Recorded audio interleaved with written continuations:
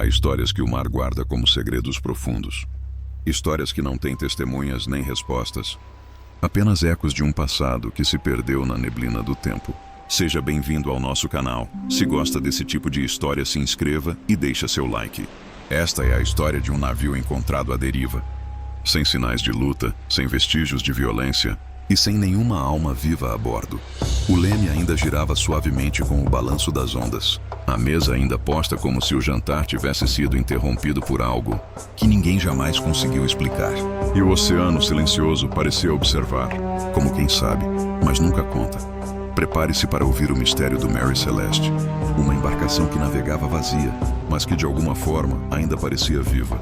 O oceano é um vasto cemitério de segredos, azul escuro, profundo, contínuo. Ele guarda histórias que se recusam a morrer. Mas entre todas as substâncias de mistério que ele oculta, um nome sobressai com mais força e persistência: Mary Celeste. E esta não é apenas a história de um navio velho ou esquecido. É a história de 10 pessoas, o capitão, sua esposa, sua filha e a tripulação, que desapareceram no meio do Atlântico, deixando para trás nada mais do que um casco à deriva. Um enigma que desafia a lógica, uma cena de crime sem criminoso. Um conto de terror real onde o único vilão é o silêncio. Para compreendermos a profundidade deste mistério, precisamos retroceder ao início, ao tempo em que o Mary Celeste era apenas um navio prestes a partir, carregado de esperança, ambição e, ironicamente, de perigo. O Mary Celeste não era um barco velho ou amaldiçoado à partida. Pelo contrário, este bergantim de aproximadamente 31 metros de comprimento, construído em Spencer's Island, Nova Escócia, Canadá, em 1861, era considerado uma embarcação sólida, confiável, pronta para atravessar oceanos. Originalmente chamado Amazon, passou por diversos proprietários até ter seu nome alterado para Mary Celeste em 1868. Wikipedia Boisium. E então, em 7 de novembro de 1872, sob o céu incerto do fim de outono, partiu do movimentado porto de Nova York, com destino a Gênova, na Itália. Sua carga: 1.701 barris de álcool industrial. Um produto valioso, sim, mas perigoso, inflamável, exigente de cuidado. No comando estava o capitão Benjamin Spooner Briggs, um marujo de 37 anos, conhecido pela sua competência, seriedade e natureza religiosa. Um homem que inspirava confiança.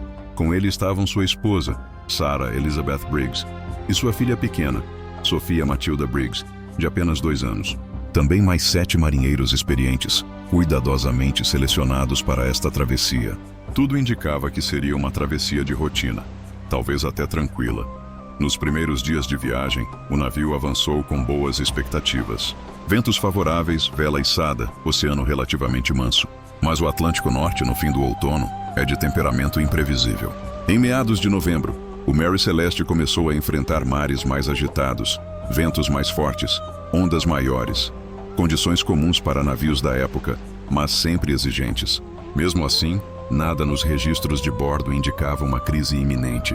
A última anotação legível no diário de bordo do capitão tem data de 25 de novembro de 1872 e situava o navio a cerca de 100 milhas das ilhas dos Açores. Depois dessa data, silêncio absoluto. Nenhum sinal de socorro, nenhuma comunicação, nenhum incidente oficialmente reportado. Como se a travessia tivesse sido interrompida de repente, com todos dentro respirando por último, e então sumindo. E então, o silêncio foi quebrado no dia 4 de dezembro de 1872. Há variações nas fontes de data, mas foi nesse início de dezembro, quando o bergantim canadense Dei Gratia, sob o comando de David Reed Morehouse, avistou uma embarcação à deriva, em posições marítimas entre as ilhas dos Açores e a costa portuguesa. Suas velas estavam parcialmente rasgadas. O navio flutuava de modo errático, como um bêbado no meio do oceano. Ao se aproximarem, viram o nome pintado na popa: Mary Celeste. Eles gritaram, acenaram, bateram nas tábuas, mas ninguém respondeu. O único som era o vento cortando as cordas soltas, o ranger da madeira sob a brisa, o mar batendo silencioso no casco abandonado. Quando uma parte da tripulação do Dei Gratia embarcou no Mary Celeste, o que encontraram desafia qualquer explicação simples. O navio estava em condições de navegar. Sim, água, comida, suprimentos, tudo ali, mas vazio. Era como uma casa pacífica em que os moradores foram embora sem fechar a porta. A mesa da cabine estava posta, como se alguém fosse tomar uma xícara de chá. A comida no armário, a água nos barris, roupas cuidadosamente dobradas, os utensílios intactos. A pequena boneca de Sofia ainda repousava no beliche. A espada do capitão, o relógio de bolso, as cartas pessoais, nada havia sido removido. Mas havia sinais igualmente inquietantes.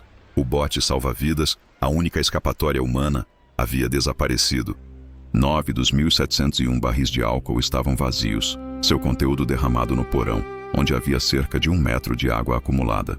A bomba d'água estava desmontada ou obstruída, e no ar pairava um forte cheiro de álcool industrial, que a tripulação do embarque testemunhou. A situação exigia perguntas urgentes. Se o navio estava tão intacto, por que a tripulação o abandonou? E para onde foram? Sem demora, o Dei Great rebocou o Mary Celeste até Gibraltar, onde as autoridades britânicas abriram uma investigação formal.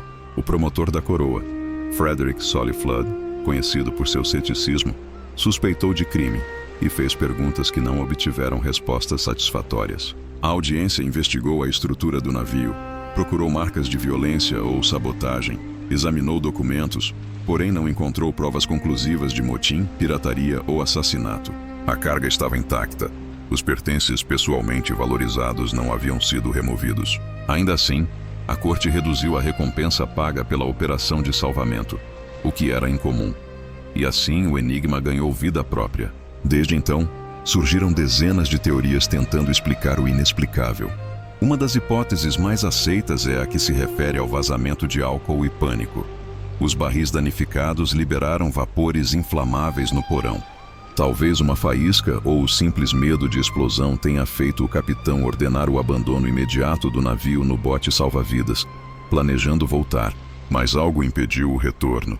Talvez a corda do bote rompeu. Talvez raros ventos ou onda traiçoeira os levaram longe demais. O navio, entretanto, permaneceu flutuando, solitário, testemunha muda do erro humano. Outra teoria plausível envolve a bomba d'água danificada. A água entrou no porão. A bomba falhou ou ficou entupida, visibilidade baixa, instrumentos imprecisos, e a tripulação, presas ao medo de afundar, abandonou o navio que, irônica e tragicamente, continuou navegando por conta própria. Menos aceitas, mas populares na cultura popular, são as teorias de motim ou pirataria. Mas se fosse esse o caso, por que deixar uma carga valiosa? Por que deixariam objetos pessoais e mantimentos? E não há sinal de violação ou luta. E então, além, fenômenos naturais extremos, trombas d'água gigantes, terremotos submarinos, ataques de criaturas marinhas gigantes, ou mesmo intervenções sobrenaturais. A imaginação humana alimentou versões de abdução por extraterrestres, fantasmas, navios amaldiçoados. CNR Plus 1, enquanto isso, o Mary Celeste continuou sua vida, ou melhor, seu casaco de vida. Ele não afundou imediatamente, não desapareceu imediatamente. Foi recuperado, vendido, utilizado sob outros donos. Porém, sua reputação estava manchada. Apesar do nome, o navio passou a ser evitado.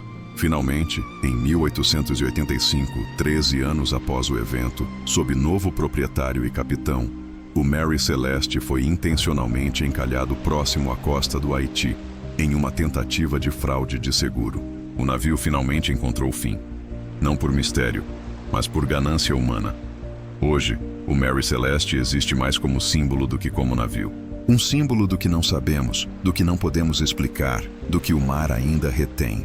Ele nos lembra que, mesmo em um século de exploração e tecnologia, o oceano ainda guarda segredos absolutos. Seu nome tornou-se sinônimo de abandono inexplicável, de mistério eterno. E você? Quando olha para o mar, ouve o vento, observa o horizonte, pensa naqueles 10 homens, naquela menina pequena, naquela esposa fiel, que simplesmente desapareceram. Qual teoria lhe parece mais convincente? Foi o pânico, o mar, o acaso, ou algo que a razão humana ainda não consegue explicar? O Mary Celeste continua navegando, não nas águas do Atlântico, não nas cartas náuticas, mas nas correntes da imaginação humana. Um fantasma não de pessoas, talvez, mas de possibilidades. O mar guarda segredos que o tempo jamais revelou, e o mistério do Mary Celeste continua a ecoar entre as ondas, como um sussurro perdido na névoa. Se você também ficou intrigado por essa história, deixe o seu like, Isso ajuda o canal a continuar explorando os enigmas que o mundo esconde. E não se esqueça de se inscrever e ativar o sino. Há muitos outros mistérios esperando para serem descobertos. Até a próxima viagem.